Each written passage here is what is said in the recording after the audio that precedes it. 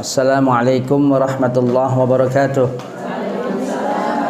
Innal hamdalillah nahmaduhu wa nasta'inuhu wa nastaghfiruh wa na'udzu billahi min shururi anfusina wa min sayyiati a'malina may yahdihillahu fala mudilla lahu wa may yudlil fala hadiya lahu. Wa asyhadu an la ilaha illallah wahdahu la syarika lahu wa asyhadu anna Muhammadan 'abduhu wa rasuluh. يا أيها الذين آمنوا اتقوا الله حق تقاته ولا تموتن إلا وأنتم مسلمون يا أيها الناس اتقوا ربكم الذي خلقكم من نفس واحدة وخلق منها زوجها وبث منهما رجالا كثيرا والنساء واتقوا الله الذي تساءلون به والأرحام إن الله كان عليكم رقيبا يا أيها الذين آمنوا اتقوا الله وقولوا قولا سديدا يصلح لكم أعمالكم ويغفر لكم ذنوبكم ومن يطع الله ورسوله فقد فاز فوزا عظيما. أما بعد, ibu-ibu rahimani wa rahimakunallah, alhamdulillah pada pagi ini kita kumpul kembali setelah kita bertemu sebelum Ramadan. Tidak ada salahnya saya mengucapkan yaitu ya taqabbalallah minna wa minkunna kullu am wa antunna bi khair. Ya, insyaallah. Ibu-ibu, alhamdulillah kita masih dipertemukan oleh Allah Azza wa Jalla insyaallah dalam keadaan sehat. Amin. Amin. Sehat itu Masya Allah, ibu. Sehat itu Masya Allah. Dalam satu pepatah Arab dikatakan yaitu anfa'u malan nas as-sihhah. Jadi semanfaat-manfaatnya harta manusia itu sehat. Wa in kana faqiran wa huwa sihah ya fa'lam annahu wal ghani. Semanfaat-manfaatnya harta manusia itu adalah sehat. Saya ulang, semanfaat-manfaatnya harta manusia adalah sehat. Masya Allah. Wa in kana faqir, kalaupun dia seorang yang fakir, orang yang miskin, fakir, kalaupun dia seorang fakir tapi dia sehat, katakanlah, ketahuilah bahwa dia orang kaya. Yang layak disebut orang kaya itu adalah biarpun orang fakir dalam keadaan sehat. Subhanallah, sehat itu Masya Allah. Al-afiyah, ya Allah. Al-afiyah ini Masya Allah, suatu hal yang tidak bisa dinilai oleh apapun. Makanya dikatakan dalam pepatah, ini pepatah ya, kata-kata hikmah Arab, semanfaat-manfaatnya harta manusia adalah sehat. Apa aja enak, makan enak, ibadah nyaman kalau sehat. Datang ke majelis taklim pasti dalam keadaan sehat. Subhanallah, sehat itu ya Allah, nikmat. Makanya kadang-kadang saya berpikir, ya Allah, kalaupun saya dimatikan oleh Allah, cepat saja ya Allah, tidak usah pakai lama-lama sakit. Itu doa saya. Iya, itu doa saya. Ya, doa saya itu. Kalaupun diwafatkan oleh Allah, jangan lama-lama, tidak usah lama-lama sakit. Subhanallah. Ya, kita boleh, kita mengharap hal-hal begitu boleh. Ya, Masya Allah. Baik, ibu-ibu. Ibu buka surat Yusuf 108. Surat ke-12. Surat ke-12. Surat ke-12, surat ke-12 surat Yusuf. Ayat 108. Ayat 108. Tema kita yaitu iman dan ilmu. Apa? Iman dan ilmu. Iman dan ilmu, tafsir surat Yusuf 108. Yuk kita sama-sama kita cermati ayat tersebut. Ya. Iya. Yuk kita surat ke-12. Yuk kita lihat semua. Kalau sudah kita lihat, kita cermati semua. Moga Allah memberikan rahmat kepada kita ketika seseorang memperhatikan ayat Al-Quran yang betul-betul serius ingin mendapat manfaat dari ayat tersebut. Insya Allah Allah akan memberikan yaitu barakahnya, rahmatnya dengan satu perhatian kita, insya Allah. Amin. Yuk kita lihat. A'udzubillahi minasyaitonirrajim. Bismillahirrahmanirrahim. Ayo, udah ketemu semua? Ayo kita lihat. Kita serius. Qul hadhihi sabili ad'u ilallah ala basiratin ana wa man ittaba'an wa subhanallah wa ma ana minal musyrikin. Qul, katakanlah Muhammad, ya Allah mengatakan kepada Rasulullah SAW, hadhihi sabili, ini jalanku, ini jalanku, ad'u ilallah, yang aku mengajak kalian ke jalan Allah, ala basirah, di atas basirah, atas dasar basirah. Apa itu basirah? Nanti. Agar aku mengajak ke jalan Allah atas dasar basirah. Saya, ana, dan siapa saja yang mengikuti aku, waman tabi'ani, dan maha suci Allah, wa subhanallah, dan aku bukan dari golongan termasuk orang musyrik. Allah berfirman dalam surat Yusuf 108 ini, Allah mengatakan agar Rasulullah mengatakan kepada semua umat manusia. Salah satu metode Al-Quran, Ibu perhatikan, salah satu metode Al-Quran atau yang disebut sebagai uslub Al-Quran, Allah yang berfirman disandarkan seakan Rasulullah yang mengatakan. Saya ulang nih, supaya Ibu paham nih. Ini kan Al-Quran. Ini kan ayat Al-Quran, surat Yusuf, bukan hadis. Allah yang berkata, Allah yang berfirman. Allah itu, Al-Quran disebut dengan kalamullah, karena Allah mempunyai sifat kalam. Apa kalam? Bicara. Salah satu sifat Allah bicara. Tapi bukan seperti bicaranya makhluk. Kita nggak tahu bagaimana hakikatnya, karena Allah mengatakan laisa kamitslihi syai'. Allah tidak seperti sesuatu apapun, tidak seperti makhluknya sesuatu apapun. Allah tidak seperti itu. Allah melihat, Allah maha melihat, tapi tidak seperti makhluk. Kita nggak tahu hakikatnya. Allah mendengar, mempunyai sifat mendengar Allah, tapi tidak seperti makhluk. Jelas, kita nggak tahu hakikatnya bagaimana. Ya. Allah berbicara, kalam. Allah berbicara, tapi bagaimana bentuknya, kalamnya, hakikatnya kita nggak ngerti. Tidak sama dengan makhluknya. Laisa kamitslihi syai'. Jadi kalau kita belajar akidah tentang yaitu sifat-sifat dan nama Allah, salah satunya sifat nama Allah adalah kalam. Apa kalam? Allah apa? Bicara. Allah mempunyai sifat bicara. Salah satu bukti Allah itu mempunyai sifat bicara ketika Allah berdialog dengan Nabi Musa alaihissalam. Dialog. Nabi Musa mendengar suara Allah dengan telinga yang seperti kita ini telinga nih, telinga fisik namanya. Karena fisik Nabi Musa sama dengan kita, mata ini semua manusia. Ya, Nabi Musa mendengar suara Allah, mendengar dengan telinga ini nih. Suara Allah mendengar, dialog. Ya, makanya Nabi Musa mendapat yaitu sebutan kalimullah. Apa? Kalimullah apa? Ya, orang manusia yang dapat berdialog dengan Allah. Subhanallah.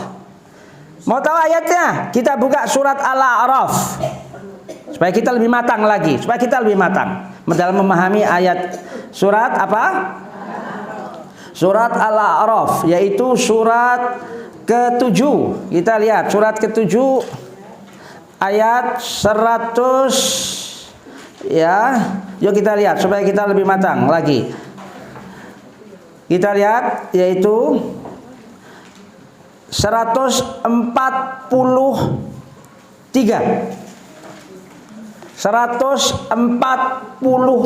surat Al-A'raf.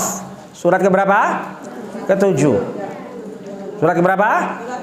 Ke-7. 143. Kita perhatikan bagaimana Allah yaitu sifat kalamnya Allah ini.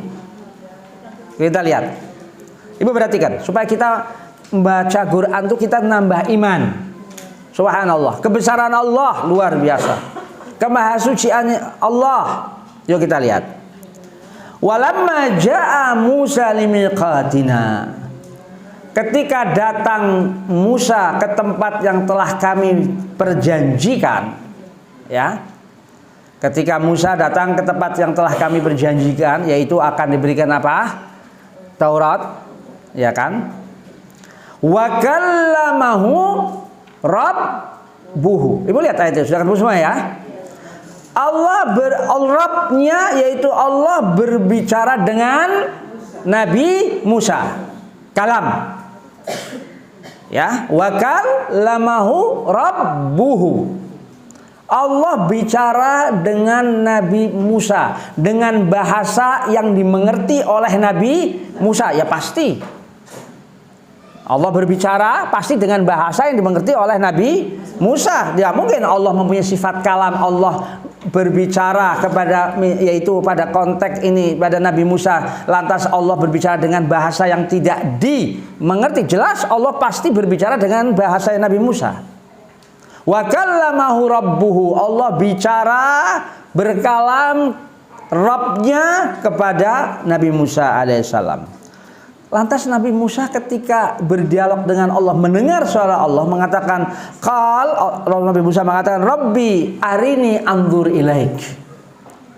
Sifat manusia, Ibu, sifat manusia itu ini.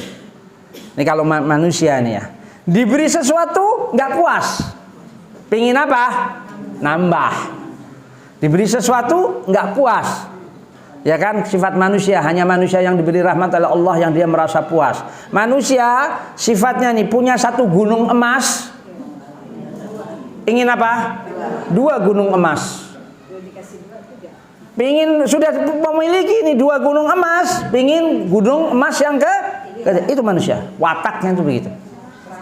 Ya, itu bagi orang-orang yang tidak dirahmati oleh Allah. Ya. Tapi orang-orang yang dirahmati oleh Allah, ketidakpuasannya itu semata untuk mendekat kepada Allah. Semata. Saya ulang. Ketidakpuasan manusia-manusia yang mendapatkan rahmat dari Allah semata-mata untuk mendekat kepada Allah. Ini Nabi Musa alaihissalam diberi suatu keistimewaan mendengar suara Allah dengan telinganya. Subhanallah, Ibu, mendengar suara Allah, Ibu. Subhanallah. Mendengar suara Allah. Berdialog, ngobrol.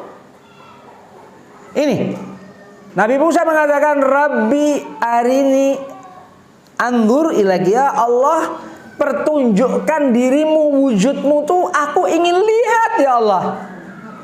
Nabi Musa nggak puas dengan apa? Dengan apa? Mendengar saja suara nggak puas. Ingin apa? Melihat wujudnya. Subhanallah. Itu watak manusia.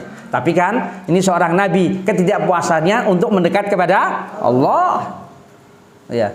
Ya Allah, tunjukkan wujudmu ya Allah agar aku bisa melihat Engkau ya Allah. Allah menjawab, lan tarani. Itu lihat Quran, lan tarani. Apa lan tarani? Kamu sekali-kali tidak dapat bisa melihat aku. Ibu pakai lan. Ya, lan. Kalau saya boleh ya Ibu ya, supaya Ibu paham. Di dalam Al-Qur'an. Ibu supaya paham, ini ada ini. Ini, ya. Supaya Ibu paham Al-Qur'an.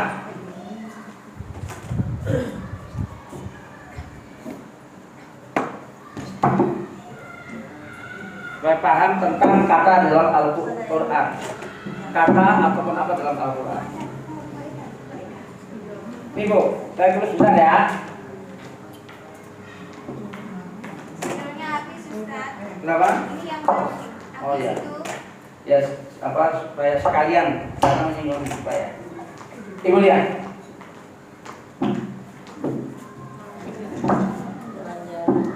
Apa ini? Elang. Elang. Di Quran apa itu? Elang kan?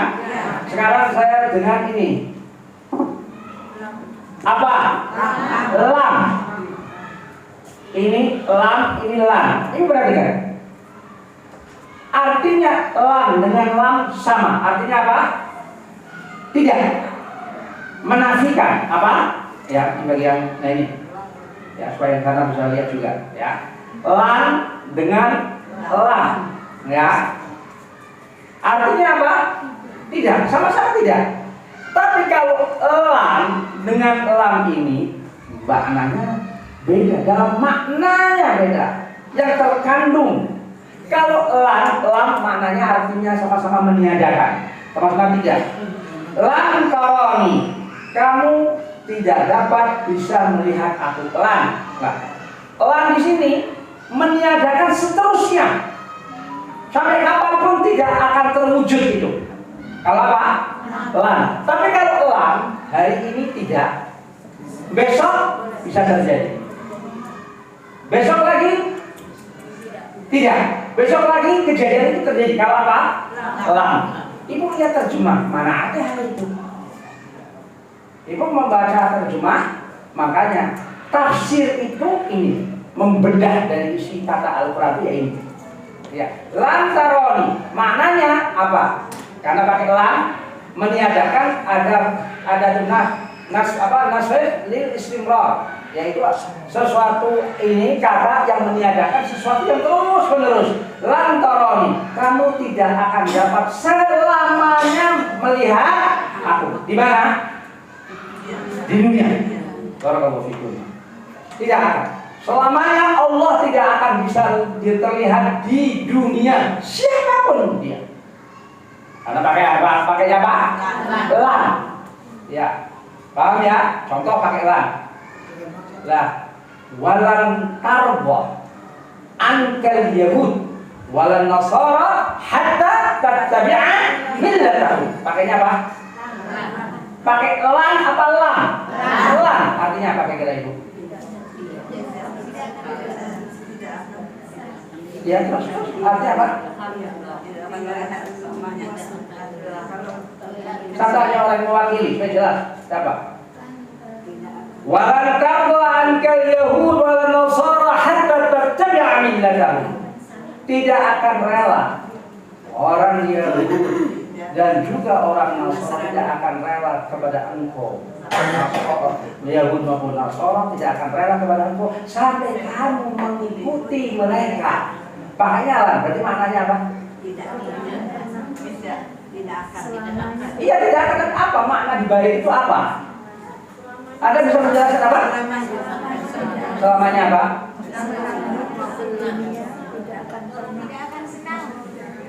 Tidak akan rela apa? Yahudi dan Nasrani sampai kita mengikuti agama mereka. Kapan? Sampai kapan itu? Selamanya. Subhanallah. Jadi orang Yahudi dan Nasrani jangan dipercaya. Karena Allah menurunkan dengan kata lam. Subhanallah, kalau Allah menurunkannya pakai kata lam, walam tarba sama juga walam tarba, berarti kadang-kala Yahudi ini bisa tidak rela pada saat itu. Sekarang orang Yahudi dan Nasrani rela. Karena pakai apa? Lam. Tapi Allah menurunkan apa? Pakai lam. Jadi lam itu apa? Selamanya Yahud dan Nasrani tidak akan rela sampai kamu mengikuti agama mereka. Ada di tafsir, ada di terjemah. Makna itu yang selamanya tidak ada. Adanya apa?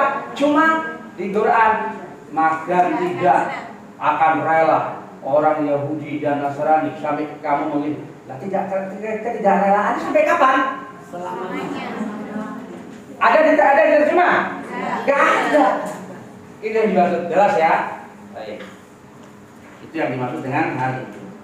Jadi ibu dapat satu ilmu nih, yaitu apa? Lam dengan lam. Lebih? Iya betul. Itu maksud itu. Iya. Subhanallah. Jadi kata di dalam Al-Qur'an itu Ibu mempunyai makna yang mendalam Ibu. Kata ya. Yaitu kata bukan kalimat ya. Kata saja mempunyai makna di dalam Al-Qur'an. Yuk kita lihat ini masih dalam apa? Al-A'raf 143. Allah mengatakan la tarani, kamu sekali-sekali tidak akan bisa melihat aku. Kapan tidak akan bisa melihat aku? Di dunia. Kapan Allah bisa dilihat? Nanti. Di akhirat. Nanti. Kata Rasulullah, kita akan melihat Allah sejelas bulan purnama. Subhanallah. Bisa melihat wajah Allah. Subhanallah. Ya Allah, Ibu. Bisa melihat wajah Allah, Ibu. Ya Allah. Ya, sejelas bulan purnama kata Rasulullah SAW. Dalam Al-Quran dikatakan ila rabbiha nadhirah. Kepada Rabbnya nanti akan melihat. Ini dalil Al-Quran. Ila rabbiha nadhirah. Itu dalam Al-Quran. Kepada Rabbnya nanti akan melihat. Subhanallah.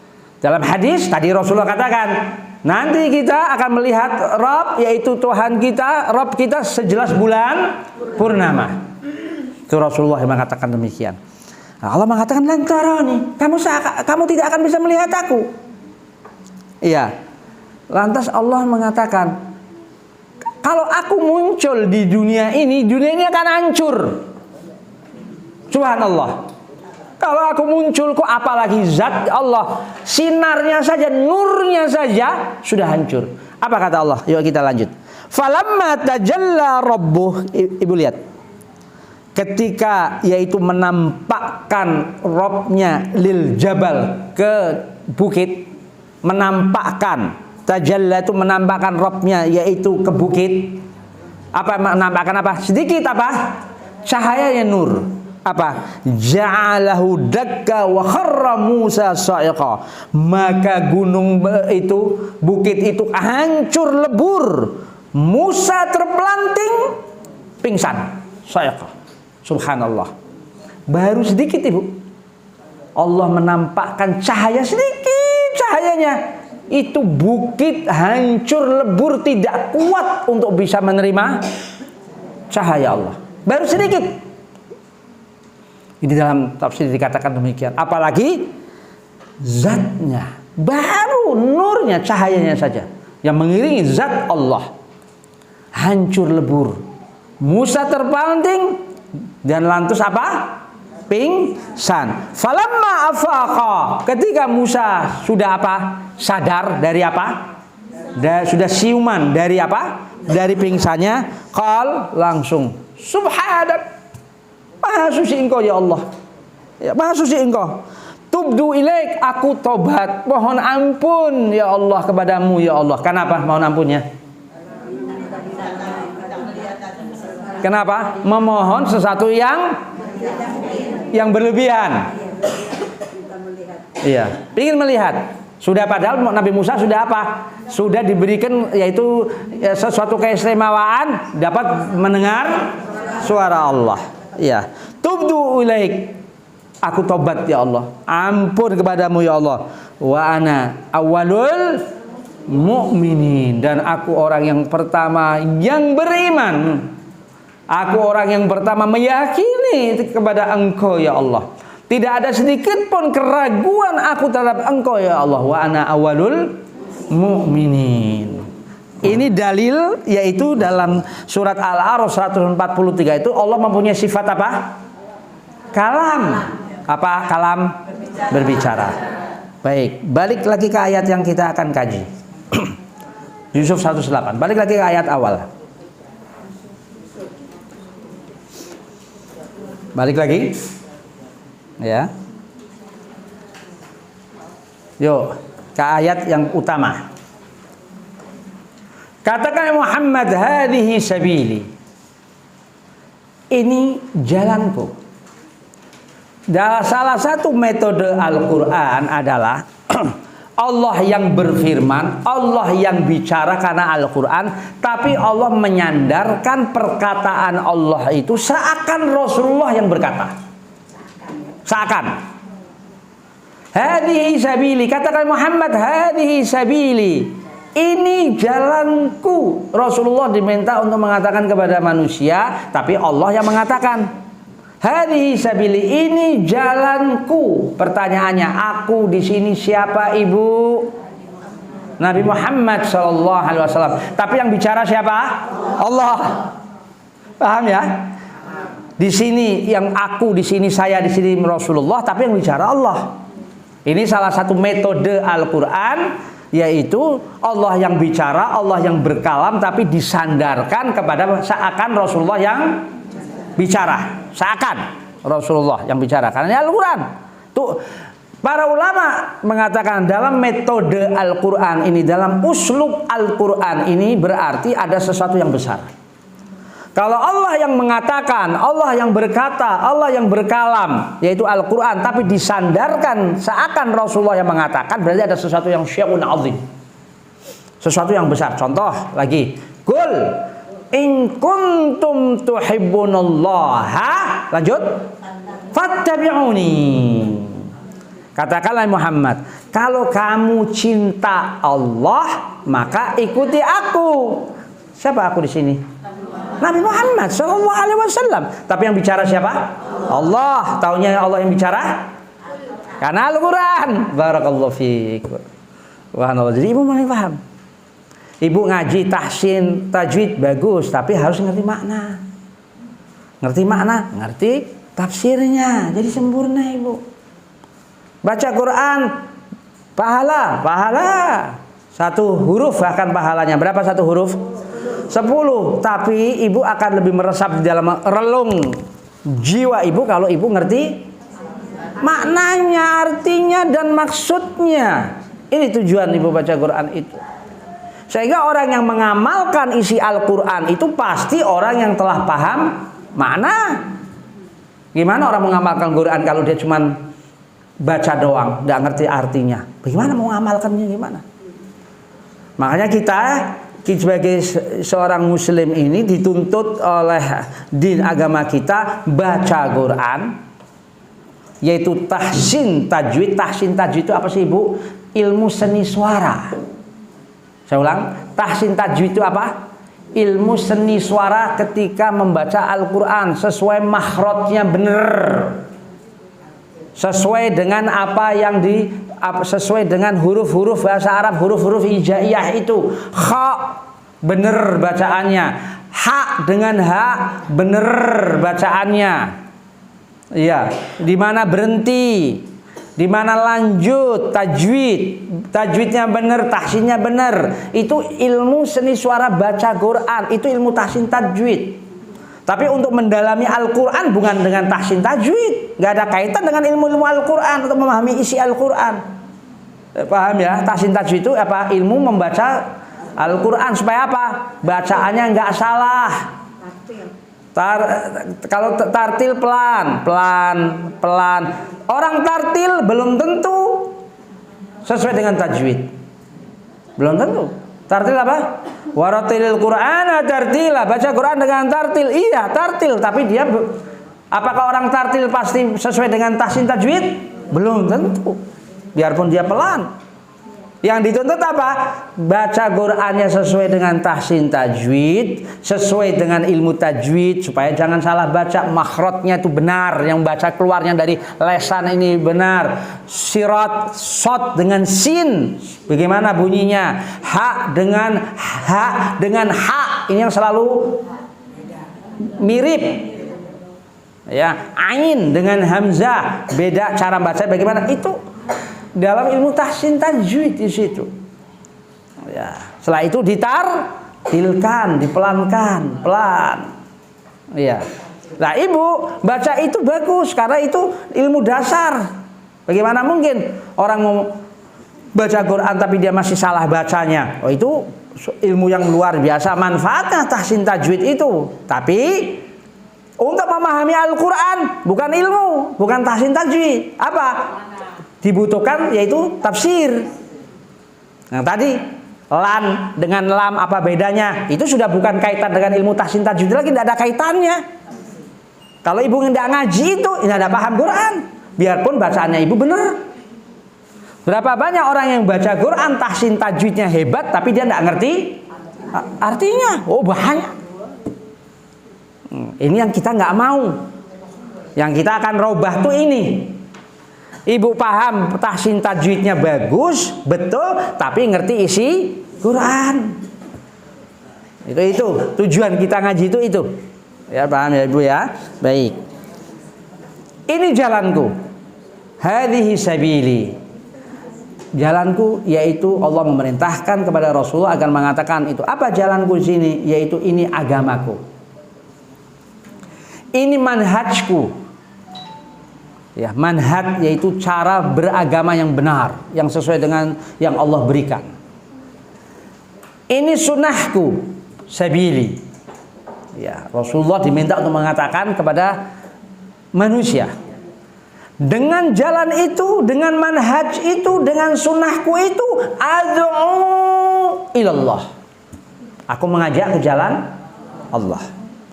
Aku mengajak ke jalan Allah. Yaitu dalam ibadah, dalam bertauhid, dalam membesarkan Allah, dalam mensucikan Allah, aku mengajak kalian. Itu Rasulullah SAW. Ad'u ilallah. Atas dasar apa aku mengajak ke jalan Allah? Ala basirah. Ala basiratin. Saya di atas basirah. Ana di sini siapa? Saya di sini siapa? Rasulullah SAW. Saya dan siapa orang-orang yang mengikuti aku? Siapa itu orang yang mengikuti aku? Aku di sini siapa lagi tadi? Rasulullah SAW. Berarti siapa orang-orang yang mengikuti aku? Siapa? Hah? Orang-orang yang beriman, kaum muslimin, umat Muhammad SAW.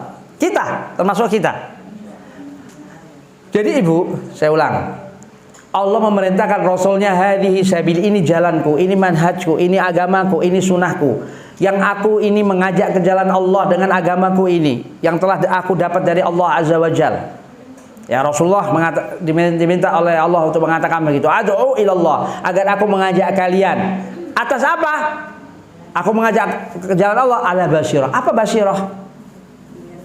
Basirah itu adalah yaitu al-hujjah al-wadihah. Hujjah, dalil yang jelas.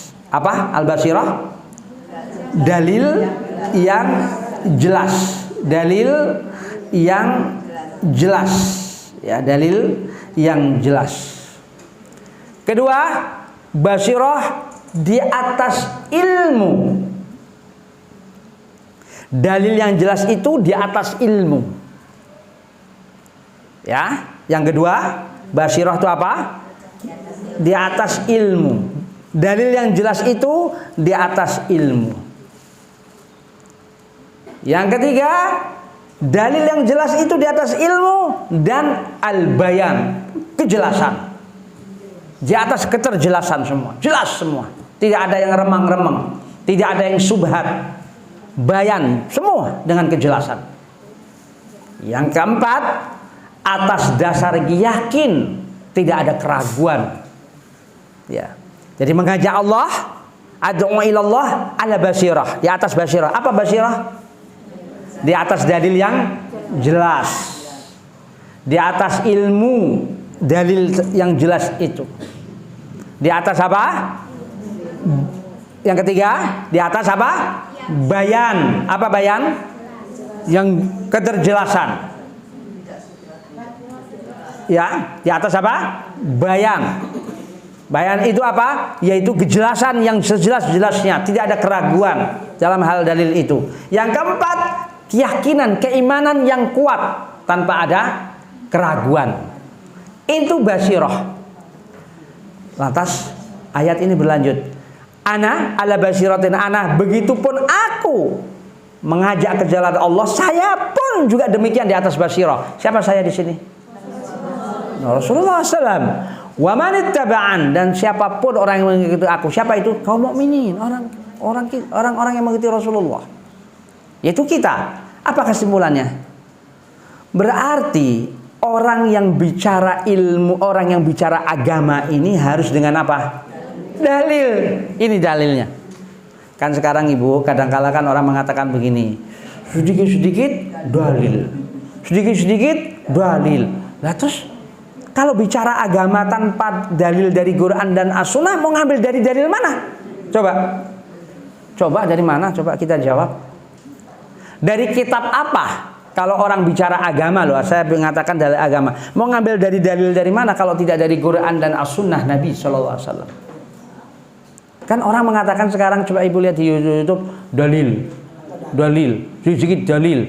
Pokoknya orang kalau yang ngomongnya dalil-dalil Wahabi katanya. Pernah dengar kan Ibu? Sedikit dalil orang dituduh apa? Wahabi. Oh, orang sedikit dalil Wahabi. Lantas bicara tentang sholat, bicara tentang akidah, mau ngambil dari mana kalau bukan dalilnya dari Quran dan Sunnah? Ya harus dengan dalil. Kita bisa katakan kepada orang yang mengatakan sedikit dalil, ini ayatnya, surat Yusuf 108, bahwa orang yang mengajak ke jalan Allah, orang yang bicara apapun tentang agama Islam harus dengan dalil. Ini Allah yang mengatakan. Rasulullah pun diperintahkan, Rasulullah pun mengatakan, yaitu juga dengan dalil, dengan wahyu.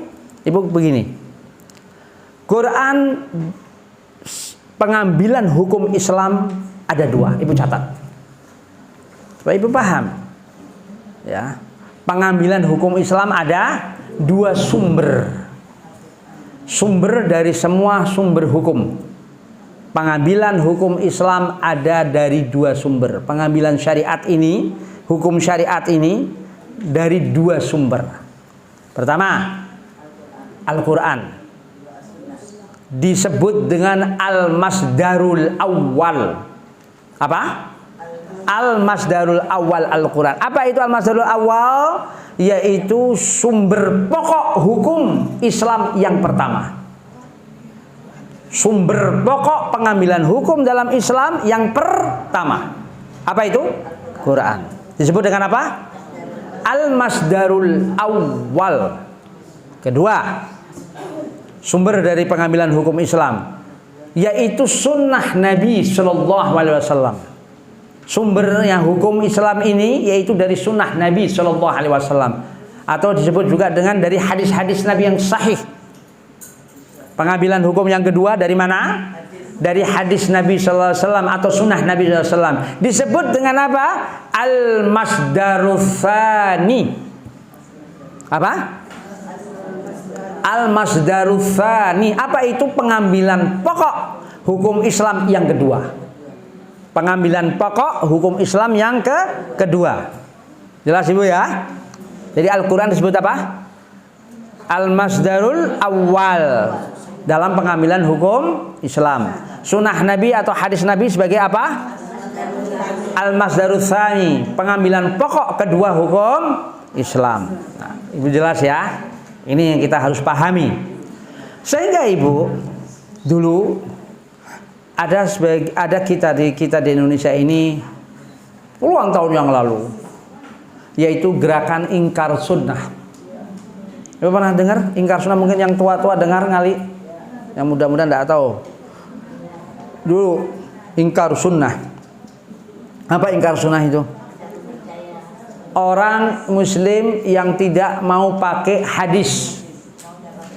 Orang Muslim yang dia berislamnya tidak mau pakai sunnah Nabi Sallallahu Alaihi Wasallam. Disebut dengan apa? Ingkar sunnah. Itu gerakan dulu. Wah, ada pemimpinnya. Wah, nggak mau pakai sunnah, nggak mau pakai hadis. Pokoknya Quran aja katanya. Yaitu Quran aja. Dianggap hadis ini apa? Sudah banyak palsu. Wah, jadi sudah tidak asli lagi kata mereka. Orang-orang yang ingkar sunnah, yang hadis ini dianggap palsu. Ya, memang iya. Memang hadis banyak yang apa? Yang palsu iya. Tapi ingat, para ulama dahulu dari zaman sahabat tabi'in, tabi'ut tabi'in, yaitu pada zamannya yaitu Imam Bukhari, Imam Muslim, para yaitu ulama-ulama hadis sudah membukukan hadis. Bahkan bukan membukukan hadis saja, mensortir, memilah-milah mana yang sahih, mana yang palsu, yang dhaif palsu. Disebut dengan apa Sahih Muslim? As-Sahihain. Dua kitab yang sahih. Setelah apa? Setelah Quran. As-Sahihain itu apa? Dua yang sahih itu apa? Bukhari dan Muslim. Setelah apa? Setelah Al-Quran.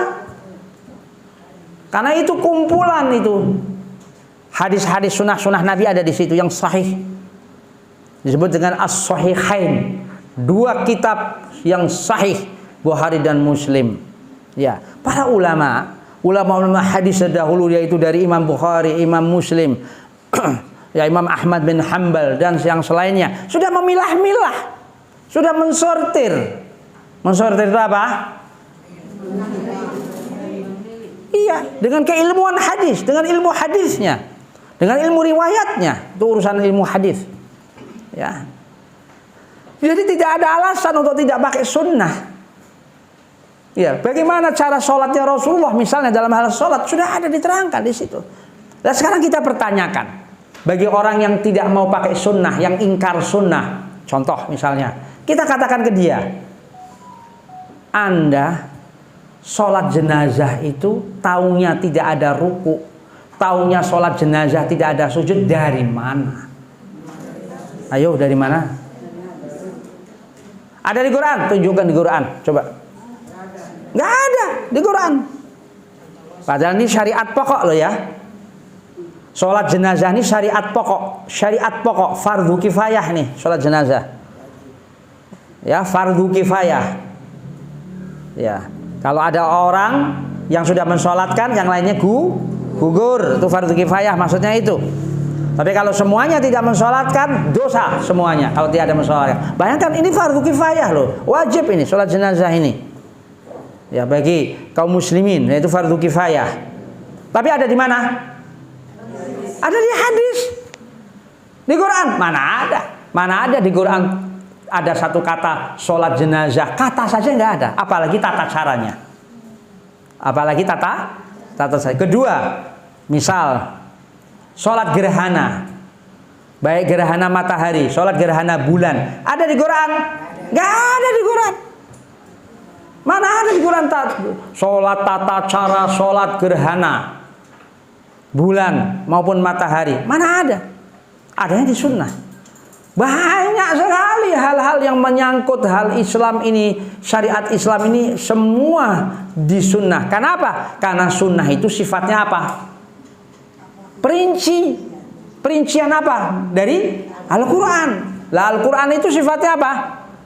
Global. Global itu apa? Yaitu garis apa? Garis besar. Ya, garis besarnya. Ya, garis besar. Maka daripada itu kalau kita lihat Ibu bisa lihat yaitu bagaimana Allah Subhanahu wa taala yaitu mengatakan kepada kita bagaimana Rasulullah SAW agar menjelaskan tentang tentang apa? Tentang hal-hal yang bersifat perinci itu dari Al-Quran tersebut, ya, agar Rasulullah SAW menjelaskan tentang apa? Tentang hal-hal yang bersifat perinci tersebut, ya. Di dalam Al-Quran, ya, diantaranya Allah Subhanahu wa taala berfirman dalam surat An-Nahl yaitu 44 dan 64. Buka surat An-Nahl. Surat An-Nahl. Surat An-Nahl itu surat apa sih? Surat lebah. Surat apa? Surat ke-16. Surat ke-16 ayat 44. Ketemu? Yuk kita lihat. Ketemu? Surat apa? Surat An-Nahl. Surat ke berapa? Surat An-Nahl itu surat berapa? Ke-16. Ayat berapa? Ayat 44. Temu semua? Yuk kita lihat. Apa kata Allah? Bil bayinat waz-zubur. Keterangan-keterangan yaitu ketika Allah menjelaskan tentang yaitu mukjizat dan kitab-kitab. Ya. Wa anzalna ilaika dzikra. Kami turunkan kepada engkau ya Muhammad adz-dzikra. Apa adz-dzikra? Al-Qur'an. Ya, An-Nahl 44 ini. Surat yaitu berapa? 16. Wa anzalna ilaika dzikra. Wa anzalna ilaika dzikra. Kami turunkan kepada engkau adz-dzikr, yaitu Al-Qur'an. Untuk apa? Litubayyina linnas ma nuzila ilaihim wa la'allahum yatafakkarun. Allah mengatakan, kami turunkan yaitu kepada engkau ya Muhammad Al-Qur'an adz-dzikra. Agar apa? Agar engkau ya Muhammad menjelaskan kepada manusia apa yang telah turun kepada mereka, apa yang telah diturunkan kepada mereka, itu Al-Qur'an. Agar apa? Agar mereka yaitu dapat memahaminya, dapat berpikir. Karena Al-Quran ini harus butuh penjelasan. Al-Quran ini butuh apa? Penjelasannya. Menjelaskan siapa? Rasulullah SAW. Lewat apa itu disebutnya? Hadis itu. Ini dasarnya. Dasar apa? Dasar dalil tentang bagaimana Al-Quran ini dijelaskan oleh Rasulullah SAW lewat sunnahnya. Ini dasarnya surat An-Nahl 44. Wa anzalna ilaika dzikra litubayyina linnas ma nuzila ilaihim wa la'allahum yatafakkarun. Ini dasarnya. Jelas Ibu ya? Ya. Terus 64-nya geser maju 64. Masih surat An-Nahl. Ya. Surat An-Nahl. Apa kata Allah? Wa ma anzalna 'alaikal kitab wa ma anzalna alaikal kitab illa litubayyana lahum alladzi ikhtalafu fi wa huda wa rahmah liqaumin yu'minun. Ya. Kami tidak menurunkan ya An-Nahl maju aja 64 ya. Kami tidak menurunkan kepadamu Alkitab yaitu Al-Qur'an ini, melainkan apa? Agar kamu dapat menjelaskan kepada mereka apa yang mereka perselisihkan. Ya, illa litubayyina lahumul ladzi ikhtalafu fi, agar engkau ya Muhammad menjelaskan apa-apa persoalan yang mereka perselisihkan di dalam perkara itu. Ya, agar apa? Menjadi hudan. Ya. Sunnah Nabi pun juga sebagai hudan. Sunnah Nabi pun juga bisa menjadi rahmat untuk orang-orang yang beriman. Jadi Ibu, ini dasar apa tadi? Surat An-Nahl 44 dan surat An-Nahl 64. Dalil apa? Bahwa Quran ini ditafsiri oleh hadis. Al-Quran ini dijelaskan oleh Rasulullah dengan sunnah Nabi SAW. Ini dalilnya apa? Surah ayat berapa? 44 ayat 64 surat An-Nahl. Ini dalilnya. Ibu catat itu. Ya. Jadi apa? Antara Quran dan sunnah itu, antara Quran dan hadis yang sahih itu tidak dapat dipisahkan Ibu. Satu kesatuan. Iya, satu kesatuan Ibu. Karena Al-Quran itu, biarpun itu kalamullah, yang kalam adalah Allah, keluarnya dari mana? Dari lesan suci Rasulullah SAW. Iya kan? Kan Al-Quran dari mana? Bisa nyampe ke sahabat. Kan Rasulullah yang mengatakan. Kata Rasulullah, ini Al-Quran ya. Ini bukan perkataan aku. Maka sahabat nyatat. Supaya apa? Jangan tercampur omongan Rasulullah dengan Allah, yaitu Al-Quran. Itu begitu, caranya itu begitu. Ini Al-Quran ya. Kata Rasulullah nih kepada siapa? Kepada pencatat-pencatat Al-Quran. Ini Al-Quran. Ini perkataan Allah. Ini kalamullah. Ini bukan perkataan aku. Yang ini perkataan aku. Dijelaskan oleh Rasulullah SAW. Kenapa? Baik Al-Quran maupun sunnah Nabi hadis ya tetap lewat lesan Rasulullah SAW, lesan suci Rasulullah SAW. Subhanallah. Maka Rasulullah menjelaskan bahwa ini Al-Quran. Ya, ini bukan perkataan aku. Jadi tidak akan satu dengan yang lain, tidak akan terjadi percampuran karena betul-betul Rasulullah secara ketat, dan itu dipantau oleh siapa? Jibril. Allah mengutus Jibril untuk selalu memantau bagaimana Rasulullah dalam menyampaikan risalahnya ini. Diawasi oleh siapa? Jibril alaihissalam. Dalam Rasulullah menyampaikan Al-Quran. Bagaimana Rasulullah yaitu menjelaskan isi Al-Quran. Sehingga setiap ada ayat Al-Quran yang belum turun peristiwa apapun Rasulullah menunggu. Menunggu apa? Suatu ayat turun kalau sesuatu hal peristiwa apapun. Iya. Contoh misalnya ada seorang wanita di dalam surat Al-Mujadilah, seorang perempuan yang ngadu bahwa suaminya memperlakukan seperti punggung ibunya. Tahu ibu? Bab apa nih? Zihar. Namanya bab apa? Bab zihar. Bab zihar itu apa? Seorang suami yang nggak mau menggauli istrinya, dicerai enggak, digauli enggak, dia nganggap seperti ibunya, maka mengatakan anti ka dhahri ummi, kamu seperti punggung ibuku. Ini apa disebut apa? Zihar namanya. Ngadu itu haulah, namanya haulah. Perempuan itu haulah kepada Rasulullah SAW. Kelakuan siapa? Perbuatan suaminya. Turunlah ayat awal surat Al-Mujadilah itu. Ya. Ada penyebutan dua ya, ada Al-Mujadalah dengan Al-Mujadilah. Ya. Itu demikian. Iya. Sehingga Rasulullah menjelaskan tentang apa-apa hukum apa? Zihar itu. Biarpun di dalam Al-Qur'an tadi dalam awal surat Al-Mujadilah tadi dijelaskan tentang yaitu tentang hukuman orang suami yang menzihar istrinya itu. Ya. Itu demikian. Ya, jadi banyak ayat-ayat Al-Qur'an yang turun karena apa? Suatu peristiwa. Ayat Al-Qur'an itu turun. Dan Rasulullah jelaskan lewat sunnahnya, lewat hadisnya. Makanya ibu perhatikan.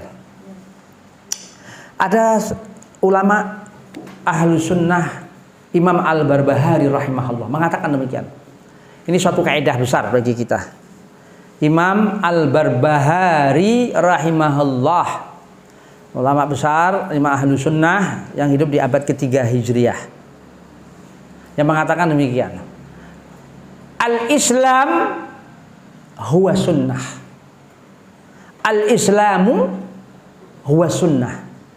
Wa sunnah hiyal Islam. Artinya Islam itu adalah sunnah itu sendiri. Paham? Islam itu adalah sunnah itu sendiri. Sedangkan sunnah adalah Islam itu sendiri. Jadi sunnah itu adalah apa? Islam. Al-Islam huwa sunnah. Islam itu adalah kumpulan-kumpulan dari sunnah Nabi SAW. Sedangkan sunnah adalah Islam itu sendiri. Siapa yang tidak mau pakai sunnah Nabi hadis, berarti sama saja merobohkan Islam, meruntuhkan Islam. Siapa yang tidak mau pakai sunnah Nabi sama saja meruntuhkan Islam. Karena apa? Hukum-hukum Islam yang terperinci tadi, hukum-hukum Islam tadi, aturan-aturan Islam yang terperinci tadi adanya di sunnah. Yang tadi contohnya tadi tidak usah jauh-jauh sudah. Apa itu? Sholat jenazah tadi. Banyak. Sholat gerhana bulan, sholat gerhana matahari, mana ada di Al-Quran, adanya di sunnah. Lah kalau tidak mau pakai sunnah, sama aja apa? Ya meruntuhkan apa? Meruntuhkan Islam. Subhanallah. Makanya dikatakan Islam itu adalah sunnah. Dan sunnah itu adalah Islam. Kata siapa? Al-Imam Al-Barbahari rahimahullah, seorang ulama ahlu sunnah besar. Ini perkataan ulama ini yang tadi ya. Subhanallah ya. Itu demikian ibu. Sampai sebegitunya. Baik. Jadi orang yang bicara tentang Islam itu harus di atas apa? Dalam ayat ini tadi, iya. Kalau seorang muslim yang bicara tentang agama ini harus bicara di atas apa? Ya apa? Basirah. Basirah itu apa? Dalil yang jelas. Di atas ilmu kejelasan itu. Ya tidak ada subhat, bayan, penuh dengan keterjelasan dan keyakinan yang kuat tanpa ada syak. Yakin. Basirah itu harus diimani. Dalil itu harus diimani. Di atas keimanan yang kuat. Itu apa? Basirah. Ya. Sehingga orang muslim ibu, orang muslim yang hidupnya di atas basirah, orang muslim yang hidupnya di atas ilmu, Orang muslim yang hidupnya di atas al-bayan, petunjuk, di atas keyakinan yang kuat, satu manfaatnya. Ibu catat. Apa judulnya? Iya apa? Orang muslim yang hidupnya di atas basirah. Apa sih orang muslim yang hidup di atas basirah? Tadi kan basirah sudah paham. Apa itu basirah? Saya ulang lagi. Ya, terus? Terus? Apa lagi tadi ada? Di atas ilmu. Terus apa lagi? Keterjadian al-bayan, kejelasan dan keyakinan yang kuat, keimanan yang kuat, tidak ada keraguan di dalamnya. Itu basirah. Sehingga orang muslim yang hidupnya di atas basirah tadi, atas dasar basirah seperti Allah yang tegaskan ini, Rasulullah pun di atas basirah, dan orang-orang yang mengikuti Rasulullah SAW, satu, ibadahnya akan sempurna atau mendekati sempurna. Paham ya? Ibadahnya apa? Akan sempurna atau mendekati sempurna. Jadi orang muslim yang hidupnya di atas basirah, di atas ilmu, di atas hujah dan dalil yang kuat, di atas al-bayan, di atas keyakinan yang kuat tanpa ada keraguan, ya, satu, ibadahnya akan mendekati sempurna dan mendekati sempurna atau sempurna. Contoh Ibu. Contoh ini. Orang muslim yang di atas ilmu, di atas basirah, ibadahnya. Sholat aja. Sudah satu saya contohkan sholat aja. Nggak usah yang lain, banyak. Kita Ibu, pahala sholat kita ini beda-beda. Kita ini beda-beda nih. Pahala sholat kita di mata Allah beda-beda. Beda-beda Ibu. Ya, beda-beda. Ya. Rasulullah katakan di dalam sunnahnya, di dalam hadisnya yang sahih. Innar rajula la yusalli as-salah la'allahu minha illa usyruha aw tusuha aw sumunuha aw subu'uha aw sudusuha aw khumusuha aw rubu'uha aw thuluthuha aw nisfuha. Artinya, sesungguhnya orang sholat itu bisa jadi mendapat pahalanya. Saya ulang, orang sholat itu bisa jadi pahalanya mendapat 1/10. Bisa jadi pahalanya orang sholat itu mendapat 1/9, 1/8, 1/7, 1/6, 1/5, 1/4, 1/3 atau separuh. Bu, 1/10 sama 1/8 banyak mana? 1/10. 1 dibagi 10 sama 1 dibagi 8 kok banyak 1 dibagi 10. Nah, Bu, kalau jawab jangan langsung asal ngomong, mikir dulu. Mikir dulu. Saya ulang. 1/10 sama 1/8 banyak mana? Ya banyak 1/8 kan. 1/8 sama 1/7 banyak mana? Ya banyak 1/7. Iya kan? Ini pahala-pahala orang sholat itu ada yang 1/10, 1/8, 1/9, 1/6 sampai separuhnya. Kenapa orang sholat kok beda-beda pahalanya? Satu, masalah keikhlasan. Masalah keikhlasan. Semakin dia imannya kuat, ikhlasnya betul-betul ikhlas kepada Allah dalam hal ibadah itu, yaitu sholat itu, pahalanya akan gede. Tapi masalah keikhlasan benar tidak benarnya urusan Allah, kita nggak tahu. Hanya Allah dan dirinya. Dorongan dia beribadah karena Allah apa tidak, wallahu alam, kita nggak tahu. Motivasi dia mau sholat itu apa sih? Dorongan dia mau sholat itu karena memang sadar atau memang karena ikut-ikutan orang sholat itu? Karena dalam ibadah itu harus Allah mengatakan, yaitu wa ma umiru illa liya'budullaha mukhlishina lahuddin. Ya. Dan mereka tidak diperintah, ya, kecuali dalam menyembah Allah itu, ya, dalam keadaan mengikhlaskan diri. Jadi semua dalam ibadah apapun itu harus kan diperintahkan, Allah memerintahkan kita dalam menyembah Allah itu harus kita ikhlas. Ikhlas tidak ikhlasnya kita nggak ngerti. Manusia tidak bisa menilai. Yang menilai keikhlasan itu hanya Allah yang tahu. Isi hati kita tuh Allah yang ngerti, Ibu. Dirinya dan Allah. Masalah keikhlasan loh ya. Itu semakin keikhlasan kita kuat, semakin ikhlasnya kita kepada Allah murni, insya Allah pahalanya semakin besar. Itu kalau masalah keikhlasan.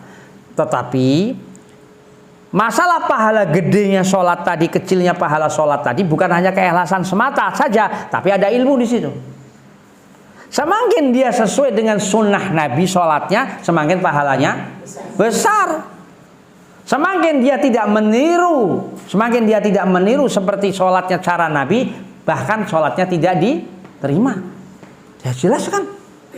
Lah agama ini, Ibu, agama Islam ini bukan dengan cara inovasi. Apa inovasi? Ngarang.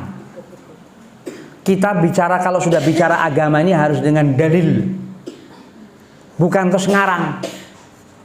Ya. Untuk kalau orang bicara tentang agama din ini, yaitu ibadah apapun ya, bab apapun, apalagi akidah, ibadah dan sebagainya, itu harus dengan dalil, bukan terus ngarang. Gak boleh ibadah tuh ngarang. Ngarang-ngarang tanpa ada dalilnya, yaitu perintah Allah dan Rasulnya, tidak akan diterima oleh Allah. Ya, kalau ibadah tuh ngarang tuh tidak ada, atau tidak sesuai dengan apa yang Rasulullah ajarkan. Contoh misalnya, contoh di masalah bab sholat. Tadi kan saya contohnya dalam bab sholat tadi. Ya. Rasulullah memerintahkan kita agar sholat itu tumakninah. Apa? Apa tumakninah? Khusyuk. Khusyuk sholat. Tartil bacaannya di dalam sholat, gerakannya pun khusyuk, yaitu tumakninah. Lah kok ada kemarin ya sudah berapa tahun yang lalu ya, kemarin diulang-ulang lagi. Sholat tarawih 23 rakaat kok cuma berapa menit? 7 menit. Ya Allah ya Rabb. 23 rakaat ini. 23 rakaat cuman 7 menit kan? Ini kan sama aja kan pelecehan syariat. Sama saja apa? Pelecehan syariat, sama aja penghinaan kepada Rasulullah Sallallahu Alaihi Wasallam. Kenapa? Karena Rasulullah memerintahkan sholat itu harus tumakninah. Rasulullah memerintahkan ini, ngaku umat Muhammad tapi tidak mau mengikuti sunnahnya. Contoh, apa dalilnya? Rasulullah sedang duduk-duduk nih dengan beberapa sahabat. Rasul di masjid. Melihat seseorang sedang sholat. Setelah selesai orang itu menghampiri Rasulullah SAW ingin bergabung. Setelah itu Rasulullah, sebelum orang itu duduk, Rasulullah mengatakan kepada orang itu, "Sholli fa innaka lam tusolli." Kamu sholat lagi, ulangi sholat kamu, karena sholatmu itu belum sah. Balik lagi orang itu, sholat untuk yang kedua kali. Ya, sholat itu kedua kali. Setelah selesai orang itu balik lagi ke Rasulullah, menuju ke Rasulullah mau ikut bergabung kepada Rasulullah. Sebelum duduk Rasul mengatakan lagi, "Sholli fa innaka lam tusolli." Kamu sholat, ulangi sholat kamu karena sholat kamu belum sah. Berapa kali dia sholatnya? 3. Yang pertama kan dia sendiri, kedua diperintah oleh Rasulullah, ketiga diulang lagi, 3 kali dia sholat. Sudah selesai yang ketiga, datang orang itu kepada Rasulullah. Sebelum orang itu Rasulullah mengatakan ketidakberesan sholatnya, orang itu mengatakan, "Ya Rasulullah, alimni ya Rasulullah, ajarkan aku sholat yang benar itu gimana ya Rasulullah."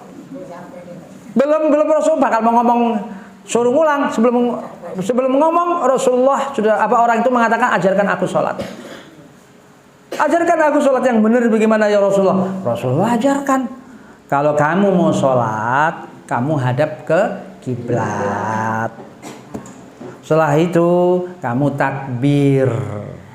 Setelah takbir, kamu baca surat Al-Fatihah. Setelah Al-Fatihah, kamu baca surat yang kamu hafal, yang kamu mudah pada dirimu. Yang hafal apa aja, surat apa aja. Setelah itu, kamu ruku, irka. Ya. Kamu rukuk dalam keadaan tumakninah. Angkat kepalamu, warfa ra'sak, kamu angkat kepalamu, kamu berdiri dalam keadaan tumakninah. Apa itu kamu berdiri? Iktidal. Dalam keadaan tumakninah. Ada kata-kata tuh Rasul tumakninah. Wasjud, kemudian kamu sujud dalam keadaan tumakninah. Angkat kepalamu, kamu duduk di antara dua sujud dalam keadaan tumakninah. Kamu sujud lagi yang kedua dalam keadaan tumakninah. Kemudian kamu berdiri lagi, kerjakan rokaat-rokaat selanjutnya. Perintahnya apa berarti Rasulullah? Tumakninah. Kenapa? Orang sholat yang tidak tumakninah, sholatnya tidak sah. Lah ini sholat tarawih 23 rokaat 7 menit, pelecehan terhadap syariat. Penghinaan terhadap Rasulullah Sallallahu Alaihi Wasallam. Jelas, jelas Rasulullah memerintahkan. Karena apa? Agama tuh nggak bisa ngarang. Kalau sudah bicara Islam tuh harus apa dengan apa? Dalil dan petunjuk dari Allah dan Rasulnya. Ini yang harus kita pahami. Paham ya? Itu orang hal begitu. Jadi orang yang kaum muslimin kita, orang Islam yang ibadahnya di atas basirah, yang hidupnya di atas basirah tadi. Di atas ilmu hujah yang kuat, keimanan yang kuat dan sebagainya. Satu, ibadahnya akan apa? Sempurna. Ya tahu dong ini sesuai dengan sunnah Nabi apa tidak tahu dia. Kenapa? Ada ilmu dia di situ. Kedua, orang muslim yang hidupnya di atas basirah. Tahu jalan-jalan menuju ke surga. Apa? Tahu jalan-jalan yang menuju kemana? Ke surga. Tahu dia dengan basirah ini. Oh, ini jalan menuju ke surga ini. Tahu dia. Tahu dia. Yang ketiga, orang muslim yang hidupnya di atas basirah. Tahu jalan-jalan menuju ke neraka. Tahu dia. Oh, ini jalan-jalan yang menuju ke neraka ini. Ini halal, ini yang haram, ini yang hak, ini yang batil. Tahu dia. Kenapa? Karena ada ilmu dia. Dia ada dalilnya dia. Dia ada al-bayan dia. Dia mempunyai keyakinan yang kuat terhadap syariat ini. Dia ada keimanan di situ. Jadi orang muslim yang hidupnya di atas basirah itu, yang ketiga tahu jalan-jalan menuju ke neraka. Yang keempat, orang muslim yang hidupnya di atas basirah itu, dia tahu mana perbuatan zalim pada Allah dan kepada manusia. Tahu dia. Ya, tahu perbuatan yang zalim kepada Allah dan mana yang zalim kepada sesama manusia. Tahu dia zalim. Kezaliman yang paling besar kepada Allah apa itu? Syirik. Kezaliman yang manusia kepada Allah itu adalah syirik. Allah mengatakan inna syirka la zulmun azim. Sesungguhnya syirik itu adalah perbuatan zalim yang besar. Ya, tahu dia. Oh, ini syirik ini. Oh, ini nggak boleh ini. Kenapa? Karena hidupnya di atas basirah. Di atas apa? Ilmu. Atas dasar ilmu dia hidupnya itu. Tahu dia, oh ini saya sedang berbuat, ini perbuatan itu perbuatan syirik ini. Ini kezaliman yang besar manusia kepada Allah adalah kesyirikan. Ya, tahu hak-hak Allah yang harus ditunaikan. Tahu dia. Ya, dia tahu hak-hak Rasulnya yang harus ditunaikan. Karena Allah dan Rasul itu adalah yaitu yang harus ditunaikan haknya seorang muslim, seorang manusia kepada Allah dan Rasulnya. Dan dia tahu mana hak seorang sesama manusia dan mana kezaliman yang kepada sesama manusia. Sesama yaitu anak Adam. Dia tahu sedang menyakiti, menzalimi sesama yaitu manusia. Kok apalagi manusia, Ibu? Kita kepada hewan saja nggak boleh berbuat zalim kok. Kepada hewan nih, terus kepada pepohonan, kepada tanaman, apa itu kita tidak boleh zalim kepada hewan? Kok apalagi manusia sama manusia? Kepada binatang aja nggak boleh kita berbuat zalim. Apa? Kalau motong, nyembelih hewan, jangan di depan kawannya. Kalau sedang menyembelih, jangan di depan mata temennya. Kambing, misalnya sedang disembelih nih, nggak boleh di depan temennya, itu harus apa? Dijauhkan. Jangan dilihatkan. Kenapa? Menyakiti binatang itu. Nggak boleh. Itu kezaliman kepada binatang. Bukan hanya sekedar tidak diberi makan. Kalau tidak diberi makan itu jelas kezaliman yang jelas nyata. Ini yang kita itu saja, kesebab kecil saja tadi. Subhanallah, Islam itu aturannya sangat apa? Masalah ini, masalah menyembelih saja diperhatikan. Padahal urusan apa? Binatang. Iya kan? Al-Islam ya'lu wa la yu'la alaih. Islam itu ya'lu wa la yu'la alaih. Islam itu tinggi, tidak ada yang dapat menandingi Islam. Yang kecil-kecil diperhatikan. Subhanallah. Ya. Terus kezaliman terhadap tanaman. Loh, pada tanaman aja nggak boleh berzalim. Apa itu? Di antaranya yaitu nggak boleh mengencingin tanaman. Nggak boleh ngencingin pohon, tanaman itu. Iya, karena menzalimi apa? Tanaman. Sampai sebegitunya Islam mengatur. Itu akhlak, itu adab di dalam Islam. Subhanallah. Ya. Jadi orang yang muslim yang berjalan di atas basirah itu tahu mana dia berbuat zalim kepada Allah dan dia berbuat zalim kepada sama manusia. Kok apalagi manusia, kepada hewan pun dia tahu, kepada tanaman pun dia tahu berbuat zalim apa tidak. Subhanallah. Karena tahu akhlak, adab dan karena apa? Di atas basirah. Ya, kelima. Orang yang apa? Orang muslim yang berjalan di atas basirah itu yang kelima ini yang kuncinya di sini, yaitu dia menempatkan dirinya pada keimanan yang diridhoi oleh Allah dan Rasulnya. Dia menempatkan keridhaan, yaitu dia menempatkan keimanannya pada ridho Allah dan Rasul. Maksudnya apa? Imannya sesuai dengan yang Allah perintahkan. Imannya sesuai dengan yang apa Rasul ajarkan keimanannya. Iman kepada Allah, iman kepada Rasulnya, iman kepada kitabnya, iman kepada yaitu malaikat, iman kepada Allah, iman kepada yaitu kepada Rasulnya, kepada kitabnya, kepada malaikat, kepada takdir baik buruk, kepada kehidupan yang gaib, yang kehidupan nanti akhirat. Dia berjalan di atas ilmu masalah keimanan ini, keyakinan itu. Sehingga ini yang kelima. Sehingga ibu, orang yang muslim yang berjalan di atas yaitu apa? Basirah itu. Yang kelima ini di atas, yaitu dia menempatkan dirinya sebagai seorang mukmin, keimanan yang benar di atas Allah, di atas bimbingan Allah dan Rasulnya. Sehingga seorang agar dia beriman, seorang muslim yaitu di atas basirah, maka dia harus meyakini yang kelima ini, supaya keimanannya ini yaitu kuat di atas basirah, di atas tuntunan dari Allah dan dari Rasulnya. Dia harus meyakini Allah sebagai sesembahan. Agar yang kelima ini terwujud, apa sih yang kelima tadi?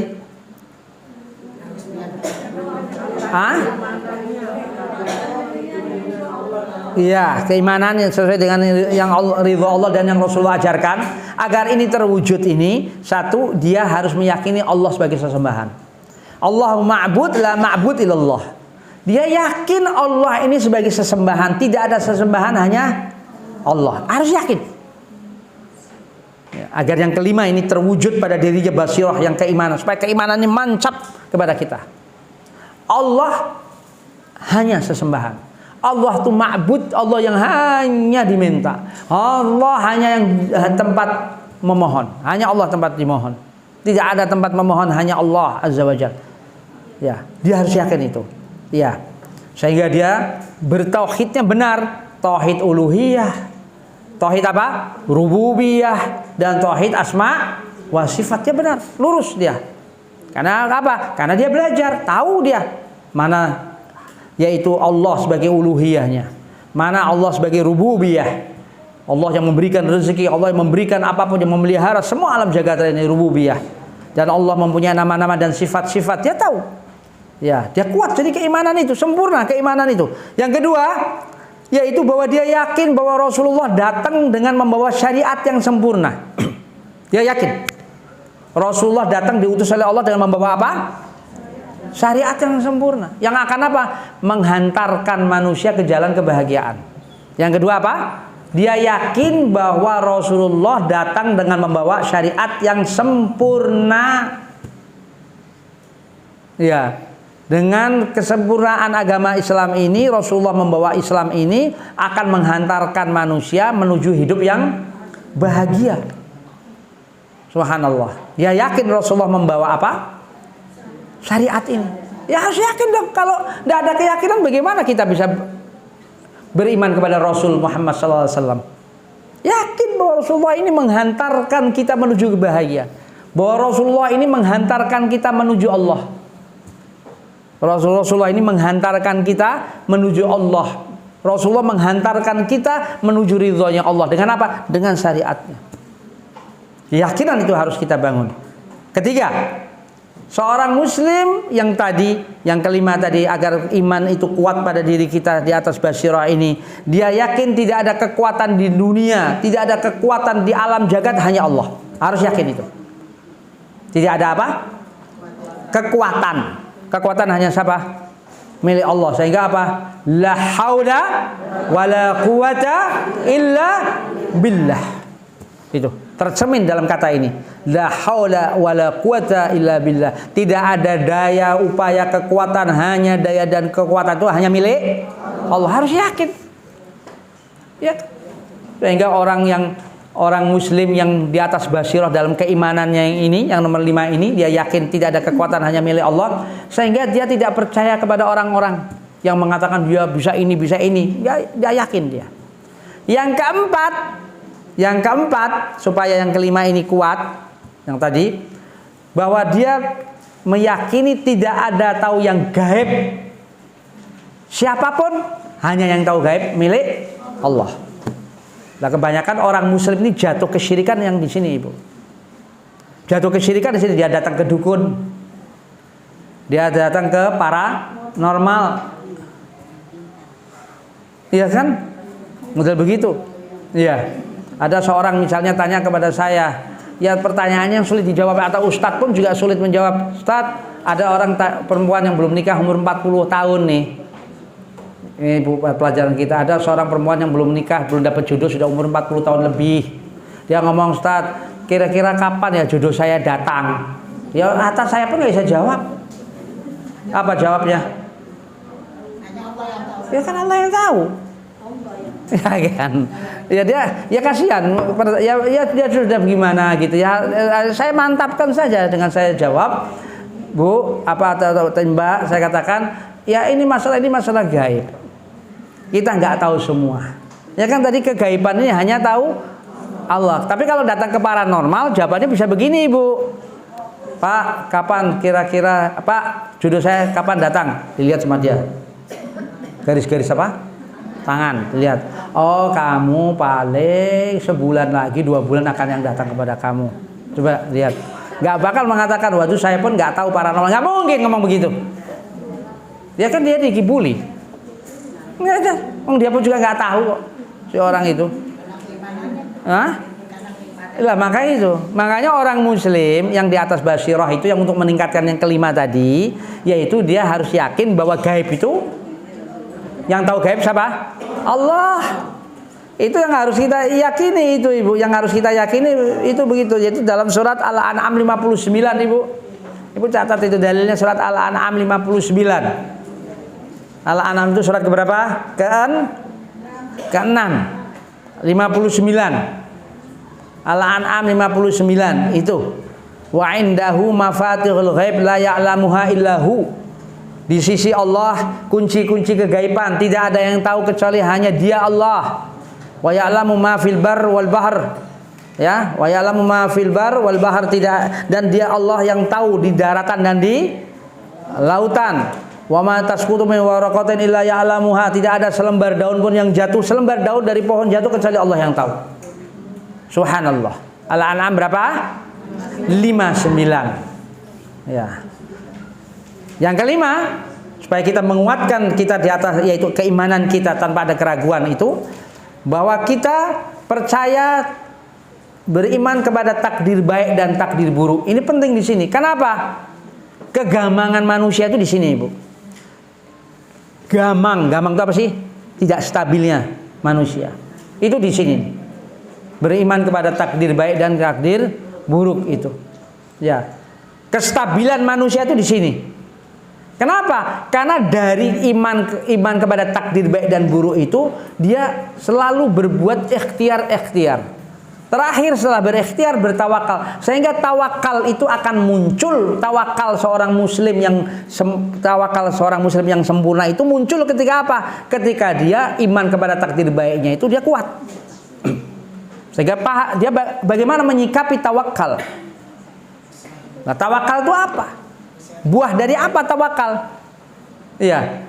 Buah dari apa tawakal? Ya. Tawakal itu adalah yaitu ketika dia semua menyerahkan urusan hanya kepada Allah. Setelah apa? Setelah ikhtiar. Atas dasar apa? Dasar iman dan takwa. Atas dasar apa? Iman dan takwa. Ya. Di sini. Sehingga seorang manusia ini hidupnya akan tenang dan sebagainya. Itu di atas ini, iman kepada takdir baik dan buruk. Ya, sehingga seorang muslim yang di atas basirah itu keimanannya akan terpandu oleh hujah-hujah. Sehingga Allah menambah imannya. Allah menanamkan as-sakinah ke dalam jiwa seorang mukmin. Wallazi anzala as-sakinah fi qulubil mu'minin liyazadu imanan ma'a imanihim. Allah menurunkan yaitu as-sakinah, ketenangan ke dalam jiwa, ke dalam hati seorang mukmin. Untuk apa? Agar mereka yaitu menambah iman yang sudah ada pada mereka. Iman itu semakin apa? Menambah. Karena ada ketenangan dan sebagainya. Iya. Paham ya Ibu ya? Itu. Jadi apa tadi? Buah dari apa? Orang muslim yang di atas basirah, saya ulang. Satu apa? Ibadahnya akan apa? Kedua, tahu jalan-jalan menuju. Ketiga. Keempat. Kelima. Sesuai dengan ridho Allah dan petunjuk Rasulullah SAW. Nah tadi ada untuk menguatkan yang kelima ada berapa? 5. Untuk menguatkan yang 5 ada 5. Paham? Nah, silahkan kalau ada yang tanya. Iya. Yang keras, Ibu jangan bicara, saya nggak dengar nanti. Ya. Ya, silakan Ibu. Apa? Hadis kursi itu apa? Oh baik. Hadis itu ada 2 macam. Hadis yang bukan qudsi dan hadis qudsi. Hadis yang bukan qudsi itu maksudnya hadis ucapan dari Rasulullah SAW. Baik itu ucapan qauliyah maupun fi'liyah Nabi, maupun tagrirnya Nabi. Jadi sunnah itu terbagi yaitu qauliyah, sunnah fi'liyah dan sunnah tagririyah. Yang dinisbahkan perkataan Nabi, perbuatan Nabi dan persetujuan Nabi, itu tagrir. Itu hadis yang seperti tadi, shollu kama ra'aitumuni usolli, salatlah kamu sebagaimana kamu melihat aku salat. Itu ucapan siapa? Nabi qauliyah. Ya. Dan para sahabat ada seperti istri Rasulullah Aisyah menceritakan bagaimana perbuatan Rasul ketika sholat malam. Itu sunnah apa? Sunnah fi'li yang diceritakan oleh istri Rasulullah SAW. Tapi kalau hadis qudsi Ibu, itu firman Allah tapi bukan Al-Quran. Saya ulang, firman Allah tapi bukan Al-Quran. Redaksinya dari Rasulullah SAW. Redaksi itu maksudnya kata-katanya dari Rasulullah. Jadi begini, qala Rasulullah SAW, Rasulullah berkata, Allah berfirman. Misalnya hadis qudsi apa? Saya ulang, Rasulullah mengatakan, Rasulullah bersabda, Allah berfirman, bla bla bla dan seterusnya. Itu hadis qudsi. Hadis qudsi itu hadis qudsi itu adalah firman Allah tapi bukan Al-Quran. Kata-katanya dari siapa? Dari Rasulullah. Tapi kalau Quran, ibaratnya titik, huruf, kata semua dari Allah. Paham ya? Itu bedanya ya. Itu secara gampangnya begitu. Baik. Ini kalau sudah azan. Iya. Kalaupun satu boleh. tapi yang singkat aja. Yang secara umum. Yang masalah ilmu ini, jangan masalah ya, ini. Ya. Ibu berdiri Bu supaya agak nyampe suaranya Bu. Gimana Bu? Kita kan ada mazhabnya ada 4 ya. Madhab. Ya. Terus yang mana yang mendekati Rasul dan dalilnya? Iya, ini bagus pertanyaan ini. Saya paham intinya. Madhab itu kan ada 4. Yang paling tua saya urutkan dari usianya yang paling tua. Yang pertama Imam Abu Hanifah yang paling tua. Imam Abu Hanifah yang paling tua secara umur ya, secara usia. Kedua Malik. Ketiga Syafi'i. Ketiga Ahmad bin Hambali. Madhab-madhab itu sebenarnya lebih daripada 4 Ibu. Ada Al-Laits, ada Sufyan Ats-Tsauri, ya, dan sebagainya. Tapi kenapa kok yang terkenal 4? Karena yang lainnya ini para imam-imam itu tidak ada pengikutnya sehingga punah. Maksud punah itu apa? Madhabnya tidak terjaga oleh pengikutnya. Kebanyakan dari 4 ini. Nah, di sini ada pertanyaan bagus. Mana yang harus kita ikuti, Bu? Madhab tadi itu masalah furu. Perbedaannya para Imam Syafi'i, Imam Ahmad bin Hambali maupun Malik maupun Abu Hanifah, itu masalah furu. Masalah apa? Masalah hal-hal yang bersifat cabang. Masalah bersifat apa? Cabang. Contoh misalnya hal-hal yang menyangkut fikih. Contoh masalah bab sholat misalnya. Apakah tangan ini di atas pusar? Di atas pusar ini atau di dada? Nah begitu. Terjadi apa? Khilaf dalam hal apa? Memahami dalil. Dalam memahami dalil, para imam itu dalam memahami dalilnya itu dia beristihad berbeda-beda satu dengan lain antara 4 imam itu. Jadi mereka para imam itu memahami dalil dalam hal-hal cabang, furu yang tadi, bukan dalam hal-hal yang dalam bidang akidah, bukan. Dalam bidang akidah 4 orang ini, 4 madhab ini dalam hal akidah satu. Gak ada khilaf, tidak ada perbedaan dalam masalah akidah. Contoh misalnya, di mana Allah? Jawabannya apa? Allah fil arsy. Semua sepakat para imam ini. Tapi hal yang berbeda masalah apa? Masalah fikih. Masalah cabang-cabang. Ya, masalah cabang-cabang hal tersebut. Ya. Dan itu suatu hal yang keniscayaan, suatu hal yang suatu hal yang tidak bisa dihindari. Karena Rasulullah SAW tidak semua menafsiri Al-Quran itu sendiri. Kok apalagi imam Ibu 4. Yang dekat dari Rasulullah siapa? Sahabat. Sahabat saja beda pendapat banyak. Para sahabat tuh beda pendapat antara Abdullah bin Abbas, antara Ibnu Umar, antara yaitu Abdullah bin Mas'ud, Ibnu Mas'ud dan yang lainnya, termasuk Aisyah dan sebagainya. Kenapa? Dalam memahami dalil. Dalam memahami apa? Dalil. Jadi yang dimaksud seorang yang tidak boleh itu tidak ada dalilnya, tidak ada dasarnya, tapi dikarang. Itu yang nggak boleh. Tapi kalau para imam madhab itu maupun para sahabat itu ada dalilnya, tapi memahaminya berbeda-beda. Tapi dalam hal apa? Furu. Bukan dalam bidang usul, dalam bidang pokok, dalam hal akidah. Ada berbeda dalam bidang akidah? Nggak ada. Satu dalam bidang akidah.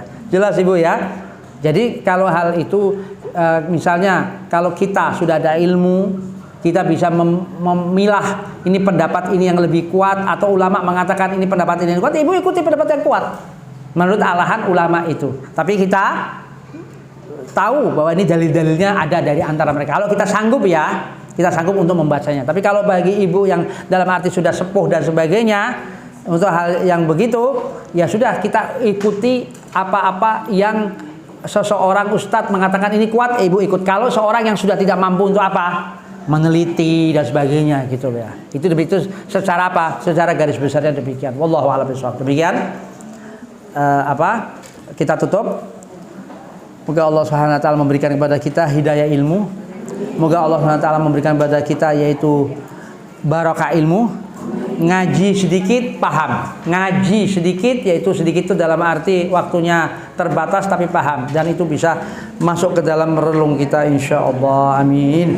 Ya Rabbal Alamin. Mari kita tutup kajian kita ini insyaallah dengan membaca kafaratul majlis. Subhanaka wa bihamdika asyhadu an la ilaha illa anta astaghfiruka wa atubu ilaik. Wassalamualaikum warahmatullahi wabarakatuh.